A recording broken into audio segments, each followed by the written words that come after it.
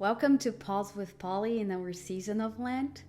This week we are having conversations about generosity and thinking of how generosity, like love, flows freely when it's nurtured, and embracing both the joy of giving and also the joy of the sometimes unexpected grace of receiving.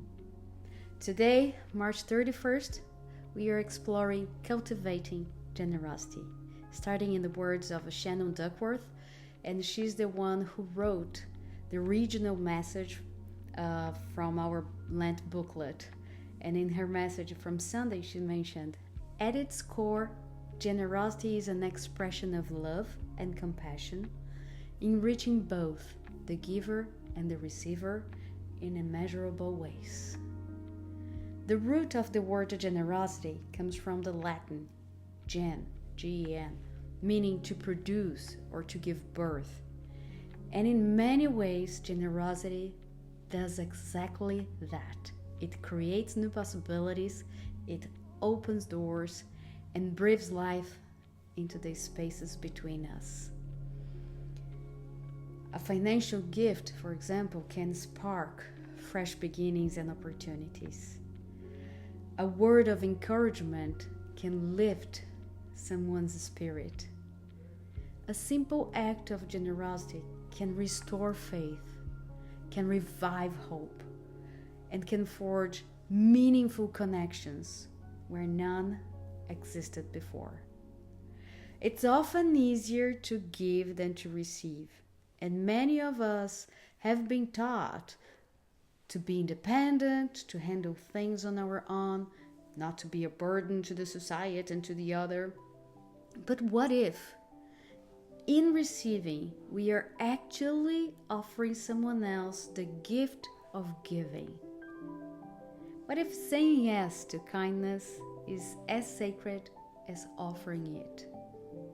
Both ways, balance, and finding that we are actually always giving through different lenses and perspective. It brings me back to the story I mentioned on Sunday, yesterday, on how just that small moment of standing in line at the grocery store, holding nothing but my loaf of bread, and the person ahead told the cashier, add hers to my bill. And my first instinct was to decline, to insist everything was okay, I was fine waiting, no problems.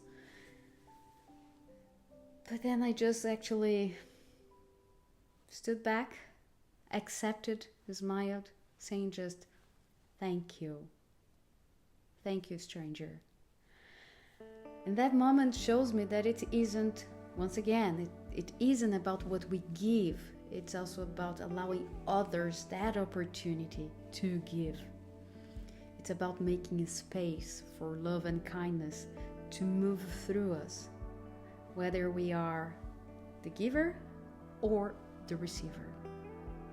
So going back to Shannon's quote, when she says generosity is an expression of love and compassion, enriching both the giver and the receiver in immeasurable ways, how does that resonate with you? Thinking of the balance of giving and receiving. And yes, write that down.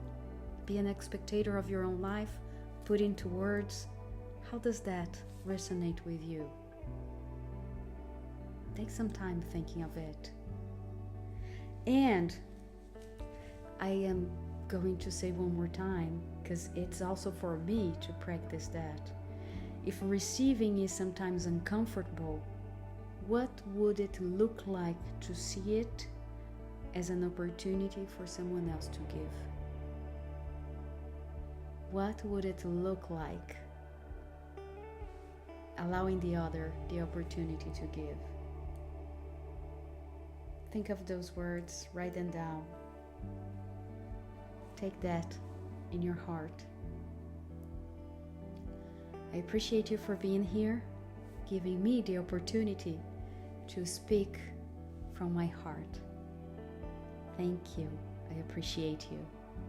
I'll see you next.